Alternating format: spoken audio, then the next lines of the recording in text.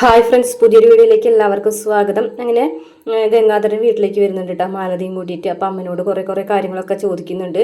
അച്ഛൻ്റെ കാര്യങ്ങളും അച്ഛൻ അലീനെ കണ്ടെത്തിയ കാര്യങ്ങളും അലീന എന്നുള്ള പേര് മുമ്പ് കേട്ടിട്ടുണ്ടെന്നൊക്കെ മാലതി ചോദിച്ച് അന്വേഷിക്കുന്നുണ്ട്.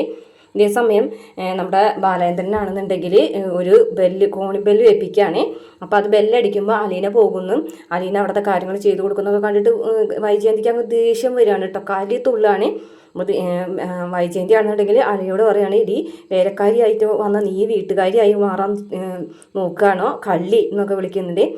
ഞാനല്ല ഭരിക്കുന്നത്, മേഡമാണ് ഭരിക്കുന്നത് എന്നൊക്കെ പറഞ്ഞിട്ട് കുറേ അങ്ങോട്ടും ഇങ്ങോട്ടൊക്കെ സംസാരം ഉണ്ടാവുകയാണ്. അപ്പോൾ ഗംഗാധരനും മാലതിയും കൂടിയിട്ട് വൈജയന്തിനെ പറഞ്ഞ് മനസ്സിലാക്കാൻ ശ്രമിക്കുന്നുണ്ടെങ്കിലും ഇതൊന്നും ഞാൻ അനുവദിച്ചു കൊടുക്കില്ല, ഇതൊന്നും നടക്കാനായിട്ട് ഇവിടെ ഞാൻ സമ്മതിക്കില്ല, ഈ തോന്നിവാസത്തിന് ഞാൻ കൂട്ടു നിൽക്കില്ല എന്നൊക്കെ പറഞ്ഞിട്ട് വൈജയന്തി മുകളിലേക്ക് ദേഷ്യത്തോടുകൂടി കയറി പോകുന്നുണ്ട്.